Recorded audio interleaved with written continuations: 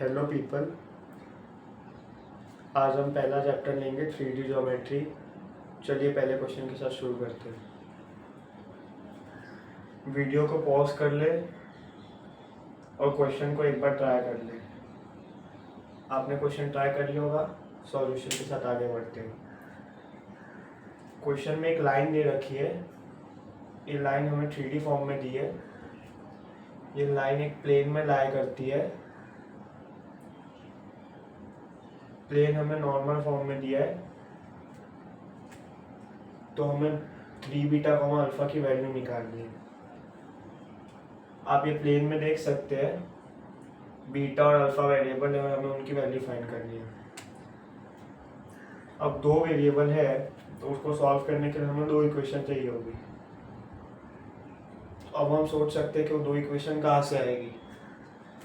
उसके लिए हमने सोचना चालू किया। पहले एक बात याद रखना, 3D ज्योमेट्री के चैप्टर में एक बार डायग्राम जरूर बना लिया करो, भले थोड़ा रफ हो। उससे तुम्हें एक आइडिया मिल जाएगा कि तुम्हें करना क्या है। एक रफ सा मैंने डायग्राम बना लिया है। ये प्लेन है, प्लेन का नॉर्मल वेक्टर बनाएंगे, एन वेक्टर। एक लाइन हमें दे रखी है, लाइन बना लेंगे। ये लाइन का डायरेक्शन वेक्टर, लाइन को हम बोलेंगे आर वेक्टर, डायरेक्शन वेक्टर को हम बोलेंगे बी वेक्टर। लाइन की इक्वेशन हम लिख सकते हैं, ये आप देख सकते हैं 3D फॉर्म में दे रखी है। इससे हम स्टैंडर्ड फॉर्म से कंपेयर करते हैं। आर वेक्टर इक्वल्स टू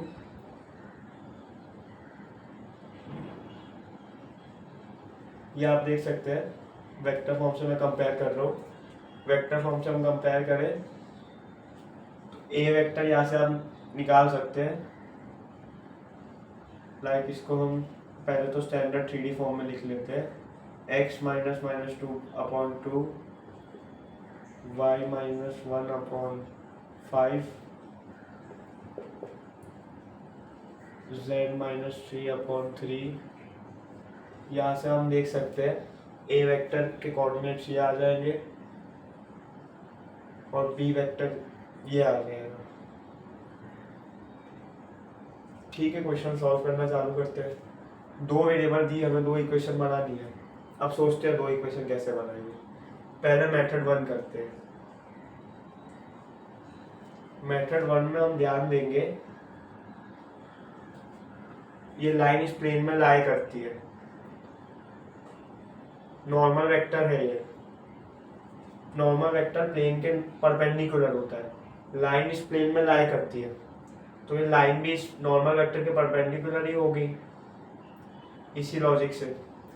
अब इसका हम क्या यूज कर सकते हैं, मुझे तो एक ही चीज याद आती है इससे, n vector dot r vector equals to 0।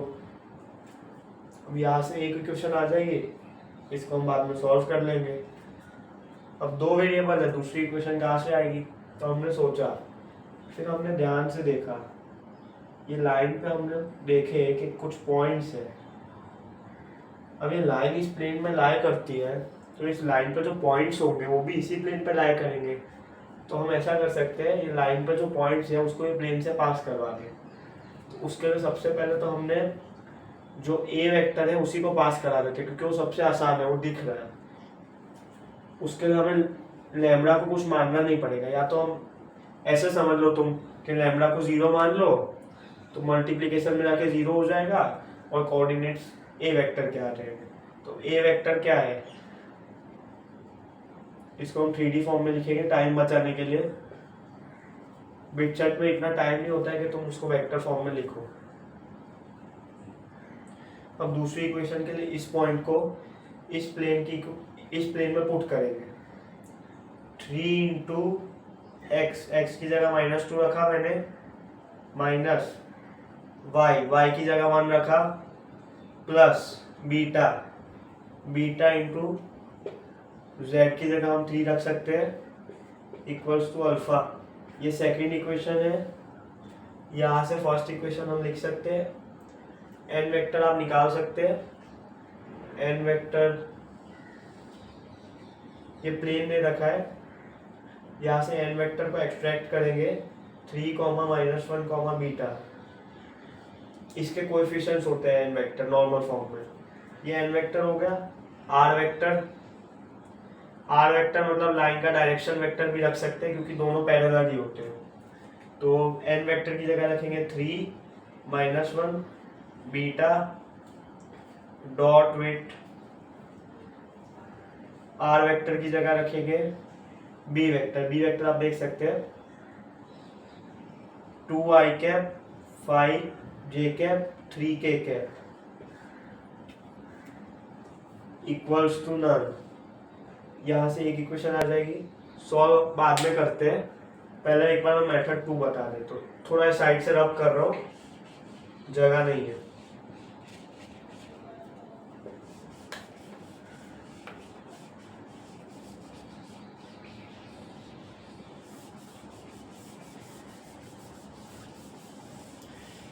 अब कोई मुझे पूछे कि मुझे तो ये वाला पॉइंट क्लिक ही नहीं हुआ कि एन नॉट आर नल है, तो कैसे करूंगा मैं? तो फिर जो यही कॉन्सेप्ट है यही यूज कर लेंगे। सेकंड में जो लगाया, एक पॉइंट थोड़ी है इस लाइन पे, बहुत सारे पॉइंट्स है ना। तो एक पॉइंट तो हमने डायरेक्ट रख दिया लैम्डा 0 वाला, एक में हम लैम्डा को 1 रख देते हैं, कुछ भी रख लो, वेरिएबल है, तुम्हारी मर्जी। तुम बोलो तो -1 रख ले, चलो -1 रख के कर लेते हैं। एक इक्वेशन और आ जाएगी, सॉल्व कर लेंगे। लैम्डा की जगह -1 रखेंगे तो पॉइंट्स हमारे पास क्या आ जाएंगे? -1 इंटू 2 -2 -4 आ जाएगा। समझ आ रहा है मैं क्या कर रहा हूँ? 5 इंटू लैम्डा +1, लैम्डा -1 मैंने मान लिया, -5 +1 -1 3 lambda +3 -3 +3,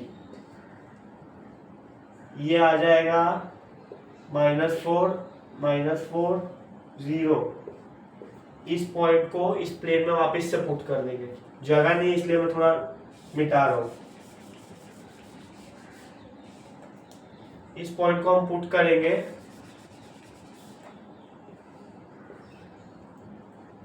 3 times of -4 minus times of -4 जो कि +4 हो जाएगा, +0 इक्वल्स टू अल्फा। यहाँ से अल्फा तुम देख सकते हो डायरेक्टली, अल्फा आ जाएगा -8। थोड़ी जगह बचाने के लिए रब कर रहा हूँ। ये जो मैंने सेकंड इक्वेशन निकाली ये M2 से निकाली, इसमें डायरेक्ट तुम्हें अल्फा मिल गया जो कि आया -8। अब एक इक्वेशन तो थी 2 वाली जो इससे निकाली थी, सेम ये वाले पॉइंट्स को पुट करके, ठीक है। ये आ गया, इसको साइड में रख लेते हैं। इसकी वैल्यू आ गई -8।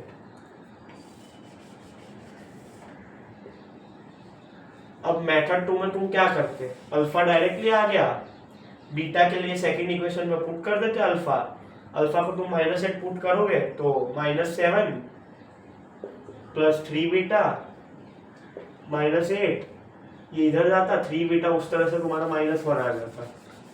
ये आया M2 से, मेथड 2। अब मेथड 1 से कर लेते हैं। एक इक्वेशन तो ये है ही, सेकंड वाली, एक फर्स्ट वाली यहाँ से हमने निकाली है। इनको सॉल्व करो जरा। -6, अभी मैं 2 लिख रहा हूँ, -1 -6 यहाँ से आया, -1 +3 beta equals to alpha. Equation number 2 हो गई। यहाँ से मिटा रहा हूँ, जगह नहीं है। इक्वेशन 1 वाला जहाँ से हम लाए थे वो भी मिटा रहा हूँ। 1 और 2 को सिंप्लीफाई करके देखो आंसर सेम आ रहा है कि नहीं। मैं अभी कर रहा हूँ। 3 into 2 -1 into 5 +3 beta equals to null.